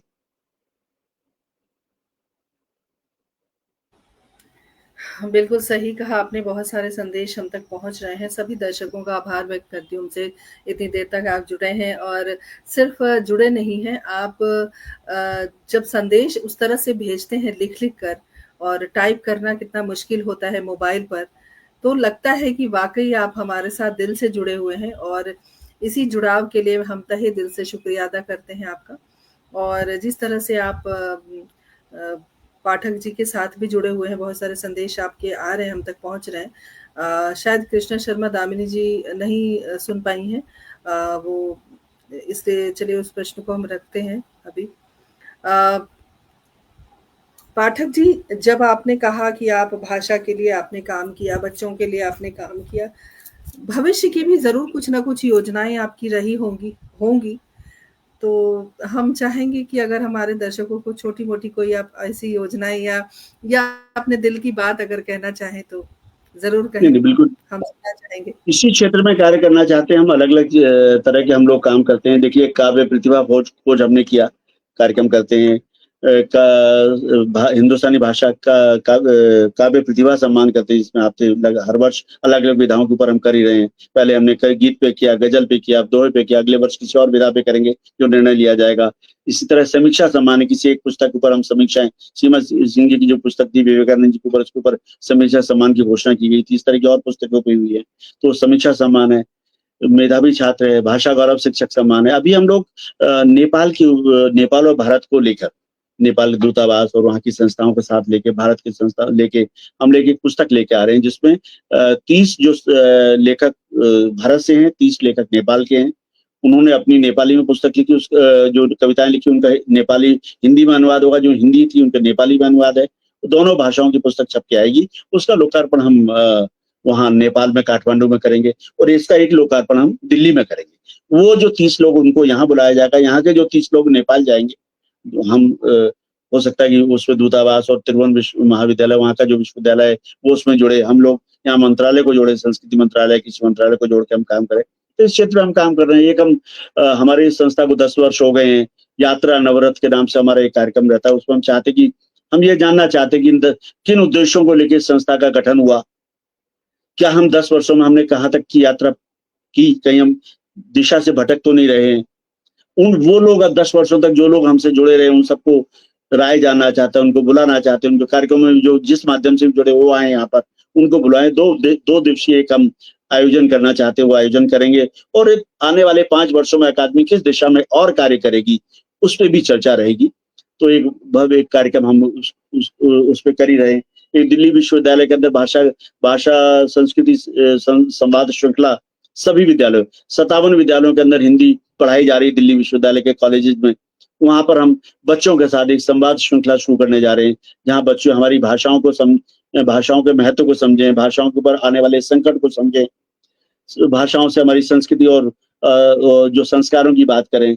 इस तरह का एक श्रृंखला पूरे हम लोग चलाना चाह रहे हैं। वो हमारी अभी पाइपलाइन में, कुछ विद्यालयों में अभी हम शुरू करने वाले हैं, एनडीएमसी के विद्यालयों में कर रहे हैं। तो कई तरह की योजनाएं अभी चल रही है, चलता रहेगा, तो सतत प्रक्रिया है, चलती रहेगी। वो पारसर जी सुन रहे होंगे, उनको लगता है कि पाठक जी का तो ये विचार है, जब कार्यक्रम कर रहे होते तो इतने थक जाते, कहते अभी नहीं करना, 2 महीने इंतजाम करेंगे, लेकिन शाम को जाके हम 2 कार्यक्रम और घोषित कर देंगे, हम इन पर काम करने वाले हैं। तो जितने बड़े कार्यक्रम हम लोगों ने जो बच्चों के किए, उसके बाद बहुत थका देने वाले थे, रिसोर्सेज भी बहुत लगते हैं। हमारी ये संस्था स्व-वित्त पोषित संस्था है, हम किसी भी सरकार से कोई अनुदान नहीं लेते, हम लोग किसी संस्था से कोई अनुदान नहीं लेते, कोई हमें ट्रस्ट वगैरह नहीं देता है। पाठक जी, एक संदेश, बहुत महत्वपूर्ण संदेश आया है, मैं पढ़ना चाहती हूँ। आप अपने वक्तव्य रखें उससे पहले कि कोई ईमेल या कोई लिंक शेयर कीजिए जिससे आपके कार्यक्रम से लोग जुड़ सकें। तो ये संदेश आया है। मैं मुझसे आप संपर्क करें, जो मेरा नंबर यहाँ पर आ रहा है 9958157108, और हम पाठक जी तक आपको पहुंचाएंगे। तो हिंदुस्तानी भाषा अकादमी में बहुत गर्व के साथ, बहुत विश्वास के साथ कहना चाहता हूँ, गूगल में सर्च करें हिंदुस्तानी भाषा अकादमी, और जो भी भाषा के ऊपर काम करने वाली हो, साहित्य के ऊपर काम करने वाली संस्था हो, चाहे वो साहित्य की जुड़ी संस्था हो, भाषा पे हो, चाहे राज्य सरकार की हो, चाहे केंद्र सरकार की, उसमें से सबसे ज्यादा स्टार मार्क्स अगर जिसको मिले वो आपकी हिंदुस्तानी भाषा अकादमी है। तो सब कुछ हमारी वेबसाइट पे उपलब्ध है, सब कुछ हमारी गूगल पे उपलब्ध है, और सारी चीजें उसमें मिलेंगी, बहुत अच्छा मिलेगा। और आप हमसे जुड़ेंगे, गंभीरता के साथ जुड़े, जो भी व्यक्ति जुड़ना चाहता है वो गंभीरता के साथ जुड़े, हमें अच्छा लगेगा, बहुत अच्छा लगेगा, क्योंकि ये कारवा तो तभी बनेगा जब लोग इससे जुड़ पाएंगे। इन उद्देश्य, क्योंकि इतनी सब चर्चाओं के बाद तो स्पष्ट हो जाना चाहिए कि हम कार्य क्या कर रहे हैं। उन कार्यों से अगर आप होता, मैं सच बता रहा हूँ, बार बार हम किसी कार्यक्रम में जाते हैं, 100 आदमी बैठे हैं, एक वक्तव्य हुआ, लोग बहुत क्विक, बहुत जल्दी आपसे प्रभावित होते हैं, लेकिन उसको वहीं छोड़ देते हैं, अपने बैग में रख के ले जाते हैं, दोबारा सुनते हैं। एक सत्यनारायण की कथा है, ताली बजाते हैं, चले जाते हैं। सामान्यतः बहुत कम लोग हैं जो इसको गंभीरता से लेके इस प्रकार, आज तक कई हजार लोग मिले हैं हमें, उन्होंने कहा कि आप बहुत अच्छा काम कर रहे हैं। उन कई हजार लोगों में से कुछ लोग अगर हमारे साथ जुड़ जाते हैं कि आप अच्छा काम कर रहे हैं, आपके साथ जुड़ के हम काम करेंगे, तो आज कार्यक्रम ये बहुत बड़ा बन चुका होता है। तो मैं ये बात थोड़ी दुखी करने वाली जरूर है कि हम अच्छी बात सुन, हम चाहते हैं कि भगत सिंह पैदा हो जाए, लेकिन पड़ोस के घर में पैदा हो जाए, हमारे घर में। हम तो कविताएं सुनाएंगे, जाके मंचों पे जाएंगे, स्मृति चिन्ह लेंगे, फोटो डालेंगे, यही करेंगे, बाकी नहीं करेंगे। पाठक जी, जैसे कि आपने इतना बड़ा, आपने एक ध्येय लिया है, जीवन का एक लक्ष्य है आपका भाषा के प्रति, संस्कृति के प्रति, करता धरता आप हैं, आपके बाद कौन संभालेगा? क्या पीढ़ी तैयार? नहीं, बिल्कुल हम तैयार कर रहे हैं। हमने पूरा एक हमारा संस्थान है, और शायद निजी संस्थाओं में हम और भी लोगों के पास होंगे, लेकिन सबसे पहले हमने ये उद्देश्य रखा था कि हमारी संस्था का कोई भवन होना चाहिए। हमने अपने संस्था का कार्यालय बनाया, वहाँ हम लोग बैठते भी हैं, हमने एक छोटा सा अपना एक जो सभा कक्ष बनाया जिसमें 60 से 65 लोग बैठने की व्यवस्था है, पोडियम है, माइक है, सारा सिस्टम बनाया है, पूरी लाइब्रेरी हमारी बनी हुई है, हम छोटे मोटे कार्यक्रम हम वहीं कर लेते हैं, मीटिंग करते हैं। तो कम से कम अगर एक जगह हमने निश्चित की, एक जगह बनाई है, तो ऐसा तो नहीं कि वो बोर्ड उतर जाएगा, कोई ना कोई तो उसको संभालेगा और आगे संभालने वाले लोग हैं। हमसे युवा राजकुमार श्रेष्ठ हैं, युवा हैं, बाकी लोग हैं और लोग जुड़ रहे हैं, वो लोग चलाएंगे, इसको चलाएंगे, जो भी गंभीरता से समझेगा उसको आगे चलाएगा। बिल्कुल। मैं एक बात आपके बारे में बताना चाहती हूँ कि जितने भी साझा संकलन हिंदुस्तानी भाषा अकादमी के द्वारा आते हैं वो सब निःशुल्क होते हैं, किसी भी कवि से, किसी भी व्यक्ति से कुछ भी लिया नहीं जाता। और सारा जो सम्मान समारोह होता है ये सब बहुत ही अलग तरीके का, बहुत सांस्कृतिक, जिस संस्कृति की बात कर रहे हैं पाठक जी, बार बार उस संस्कृति को संजोने का एक काम कुछ शिक्षिकाएं करती हैं जो सरकारी स्कूल की शिक्षिकाएं हैं, और वो मेरा आंखों देखा है, इसलिए मैं बताना चाहती हूँ कि वाकई सिर्फ कथनी नहीं है, करनी भी है, और कथनी करनी में फर्क नहीं है। और यही सबसे बड़ी आज की उपलब्धि है कि जो आप कह रहे हैं वो आप करते हैं। और मैं जी मैं सिर्फ ये कार्यक्रम नहीं, हम मेधावी छात्र शिक्षक सम्मान समारोह, भाषा गौरव शिक्षक सम्मान समारोह, समीक्षा सम्मान, काव्य प्रतिभा खोज, किसी भी कार्यक्रम के लिए कभी कोई पैसा, ना हमारी कोई प्रवेश शुल्क है, ना सहयोग राशि है, ना कोई विशेष राशि है, ना कोई एजेंडा। हम किसी तरह, हमें बहुत लोगों ने बहुत सारी चीजें की, हमें कहा कि आप प्रत्येक बच्चे से 100 रुपए ले लो, आप इधर उधर ये करते फिर तो कहाँ से इतने पैसे कहाँ से लगाओगे, क्या करोगे। तो हम कहा जिस दिन मैंने 10 रुपए भी ले लिया तो मेरा उद्देश्य खत्म हो जाएगा। बहुत सारे पैसे ना लेने के बहुत नुकसान भी होते हैं। होता क्या कि आपको 10,000 लोगों ने आपको मिले थे, आपके सबके सर्टिफिकेट बने पड़े हैं, मोमेंटो बने पड़े हैं, कुछ लोग आते हैं उसको गंभीरता से नहीं लेते। हमें वो नुकसान बर्दाश्त है, लेकिन कोई ये कहे कि पैसे लेके कोई काम कर रहे हैं, ये हमें बिल्कुल बर्दाश्त नहीं। तो ना तो पुस्तकों के लिए हम प्रकाशन के लिए पैसा ले रहे हैं, ना हम किसी कार्यक्रम में किसी सहभागिता के लिए ले रहे हैं, ना किसी और, ये हम नहीं करना। हम कुछ लोग हैं अपने बैठ के इस कार्यक्रम को चला रहे हैं। अभी तक तो 10 साल से तो हम एक पत्रिका निकालते हैं, हिंदुस्तानी भाषा भारती, ये 10 साल से निर्बाध रूप से चल रही। जब मैंने पत्रिका, ये विशुद्ध रूप से, आपने अगर पत्रिका आप तक पहुंची नहीं पहुंची मुझे नहीं पता, वो पत्रिका विशुद्ध रूप से भाषाओं पर केंद्रित है। उसके अंदर साक्षात्कार आते हैं भाषाओं के ऊपर, उसके अंदर भाषाओं से संबंधित ही लेख होते हैं, कोई कविता कहानी व्यंग गजल से कुछ नहीं होते, सिर्फ भाषाओं पे केंद्रित पत्रिका है। वो पत्रिका हम 10 वर्षों से निकाल रहे हैं। जब हमने पत्रिका का चयन किया और हम आदरणीय कमल किशोर गोयनका जी के पास गए उनका साक्षात्कार लेने के लिए, तो उन्होंने कहा था, मुझे याद है आज, स्मृति शेष है वो, तो उन्होंने कहा सुधाकर बहुत सारे लोग उत्साह में पत्रिका शुरू कर देते हैं, 1 2 3 4 5 अंक आने के बाद बंद हो जाता है, कोशिश करना ये पत्रिका चलती रहे। मैं कहा सर ये पत्रिका बंद नहीं होने देंगे, आप निश्चित रहें। 10 वर्ष से हम पत्रिका चला रहे हैं। बस पत्रिका निकालना कोई आसान काम है, बहुत बड़ा खर्चे का काम होता है, बहुत मेहनत का काम होता है। पारस सर जी बैठे हैं, राजकुमार जी बैठे हैं, बाकी लोग बैठे हैं, हम करते हैं रात रात जो कह रहे हैं 20 घंटे, ऐसे ही 20 घंटे नहीं होते, पूरी पूरी रात निकल जाती, 2 दिन ये लोग मेरे पास, हम लोग इकट्ठे बैठते हैं। मैं जहाँ बैठा हूँ यहाँ पे मैं अकेला रहता हूँ, ये लोग ही मेरा परिवार, ये लोग मेरे साथ रहते हैं, राजकुमार जी यहाँ रुकते हैं, हम लोग रात रात भर बैठ के काम करते हैं, और भी लोग आते हैं, तो हम लोग रात रात भर बैठ के यहाँ काम करते हैं, तब पत्रिकाएं निकल पाती, तब ये कार्यक्रम हो पाते हैं, तब से। अब बताइए 950 लोगों के स्मृति चिन्ह बनने हैं, 10,000 लोगों के सर्टिफिकेट्स बनने हैं, उनके फोल्डर बनने हैं, 310 विद्यालयों के बच्चों के सर्टिफिकेट्स उनके फोल्डर्स में जाने हैं, सीक्वेंस बननी है, कई रातें गुजरती हैं कार्यों के लिए। तो काम तो चल रहा है, काम चलता रहेगा। बिल्कुल आप सही कह रहे हैं, काम चल रहा है, काम हमेशा चलता रहेगा, और काम से ही नाम होता है हर व्यक्ति का। व्यक्ति से व्यक्तित्व तक की जो एक यात्रा हमने शुरू की है वो 1 घंटे में समाना बड़ा मुश्किल काम है, लेकिन फिर भी हमने कोशिश की कि हम आपसे बहुत सारी बातें करें। चलते चलते हमारे दर्शकों को क्या कहना चाहेंगे आप, या आने वाली पीढ़ी के लिए कोई संदेश? देखिए कोई उपदेश वाली तो बात होती नहीं, मुझे लगता है सारी चीजें उसमें पूरी हो गई। बस एक चीज मुझे जो बार बार लगती है, सोशल मीडिया जो है ये आज के जमाने में दर्पण है, वहां सबको अपने चेहरे दिखते हैं, हमें भी दिखते हैं, मुझे पता चलता है कि सामने वाला क्या कर रहा है। उसका जो सोशल मीडिया अकाउंट सब कुछ बता देता है कि उसपे फेसबुक पे क्या है, इंस्टाग्राम पे क्या है, वो क्या है। कई बार देखने में आया बहुत बड़े बड़े लोग भी वो कोई विचारधारा से नहीं जुड़ पाते। आज हमने इस बात का कहा, इसका समर्थन किया, तो वो इसकी समर्थन भी कर रहे हैं, किसी दूसरे के वॉल पे जाके वहां उसका भी समर्थन कर रहे हैं। शायद हम हिम्मत नहीं जुटा पाते किसी बात के लिए स्टैंड लेने के लिए कि भाई ये बात, अगर मैं कहूं कि कविता संग्रह पैसे देके नहीं छपने चाहिए, व्यवसायीकरण नहीं होना चाहिए, कोई 100-200 रुपए ले रहा है, खर्चे ले रहा है, कर लो भाई, लेकिन 3-3 हजार रुपए लेके 4-4 पेज छापना, एक जो पुस्तक 20,000 में छप जाती है उसके लिए 2 लाख रुपए 1.5 लाख रुपए इकट्ठे करना और 20-20 साझा संग्रह निकाल देना, ये व्यवसाय है। व्यवसाय करना तो व्यापारी बनिए, साहित्य से भी हिंदी से भी बन के ये छुप के ये काम मत करिए, या भाषाओं के नाम पे आप फर्जीवाड़ा मत करिए। या तो कुछ चीजें ऐसी हैं जो भविष्य के अंदर हम देखते हैं कि बहुत सारे लोगों को मैं देखता हूँ, लगता है कि ये जिस व्यक्ति से मिलके आया था, इन्होंने इस तरह की बातचीत की, ये तो यहाँ इस पोस्ट में तो ये लिख रहे हैं, इसके नीचे कमेंट्स वो ये दे रहे हैं। कोई व्यक्ति अगर मेरे लिए कोई अच्छा व्यक्ति है तो मेरे लिए हमेशा अच्छा है, अगर बुरा है तो वो बुरा है, मैं उसकी बाल में कुछ लिखूंगा ही नहीं। अगर मैं किसी का विरोध नहीं करूंगा तो मैं चुप ही साथ जाऊंगा, जो ये पोस्ट या कोई चीज मेरे लिए अनुसार नहीं है मैं चुप ही, लेकिन वहां जाके सिर्फ महिमा मंडित करने के लिए, उसको खुश करने के लिए कुछ लिखूंगा नहीं। ऐसे बहुत से लोग हैं, मेरे इर्द गिर्द लोग हैं, नमस्कार, हर जगह जाके वो हर पोस्ट के ऊपर उनके कमेंट्स मिल जाएंगे। 1000 लोगों को कमेंट्स देने की जरूरत नहीं है, जो आपके मर्जी के वो करिए, किसी को खुश करने के लिए कुछ मत करिए।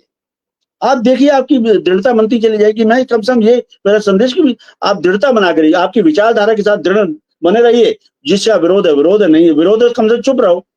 समर्थन करके आप मेरा भी समर्थन कर रहे हैं, उनका भी समर्थन कर रहे हैं, ये चीजें आपके व्यक्तित्व को कहीं ना कहीं धूमिल कर रही है, आपका खुद का व्यक्तित्व खराब हो रहा है। तो मुझे लगता है कि और किसी के सोशल अकाउंट पे चले जाइए, आपको पता सब कुछ पता चला है, 2-3 साल का उसको खंगाल लाइए। मैं बहुत करता हूँ, मेरे पास कोई मित्र की कोई रिक्वेस्ट आती है तो मैं खंगाल लेता हूँ, कौन कहाँ किसका क्या बोला, क्या लिया, क्या पोस्ट कर रहा है, किसकी फोटो डाल रही है, विचारधारा पता चल जाती है। वो साहित्यिक व्यक्ति है, भाषा का व्यक्ति, गंभीर है, उथला व्यक्ति, छिछला व्यक्ति, क्या है पता नहीं। तो अगर आपके साथ मैच कर रहा तो जोड़िए, नहीं तो मत जोड़िए। तो आज की तारीख में लोग अलग अलग तरह से अपने आप को प्रस्तुत करते हैं, लेकिन वो चीजें बहुत समय तक रुक नहीं पाती। तो उसका जब भी किसी व्यक्ति से जुड़े, संस्था से जुड़े, पूरा होमवर्क करिए, पूरा होमवर्क करिए, फिर जुड़िए। ये बहुत बड़ा संसार है, बहुत बड़ा संसार है, अथाह संसार है। सोशल मीडिया ने सारे दरवाजे छोड़ दिए, आप सही लोगों से हटके गलत लोगों तक चले जाए, और कुछ नहीं होगा। सही लोग ढूंढने बहुत मुश्किल, इतने बड़े संसार में मोती ढूंढने बहुत मुश्किल है। तो मोती ढूंढिए, उनमें खो मत जाइए। अथाह समुद्र में आप डूब जाएंगे तो डूब जाएंगे। लोग आपको ले जाएंगे, 2000 मंचों में लेके जाएंगे, 1-2 स्मृति चिन्ह डालेंगे, गले में पटका डालेंगे, आपका उद्देश्य से भटक जाएगा वह व्यक्ति। बहुत अच्छे व्यक्ति हमारे पास आए, बहुत प्रतिभावान थे, बहुत अच्छी भाषा में पकड़ थी, बहुत अच्छा लेखन करते थे, कि 2-4-5 मंचों पे गए, उनको जब गले में 5 पटके डल गए, 2-3 स्मृति चिन्ह घर पहुंच गए, 2-4 साझा संग्रह में छप गए, तो वो बहुत बड़े साहित्यकार बन गए, उनका लेखन ही बर्बाद। तो कृपया करके उद्देश्य पूर्ण कार्य करें जो जीवन को एक सफल बनाए।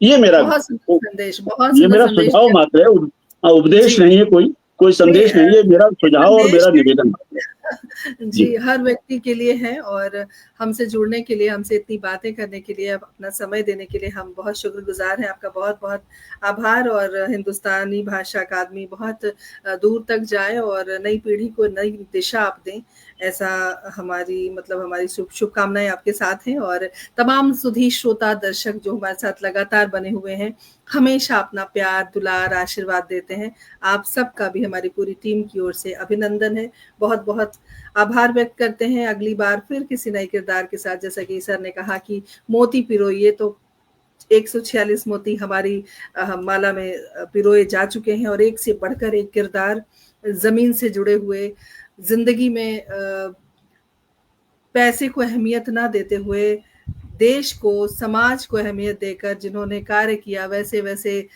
मोती हमारे कार्यक्रम का हिस्सा बने हैं। अगली बार फिर किसी नए किरदार के साथ उपस्थित होंगी, तब तक के लिए आज्ञा दीजिए।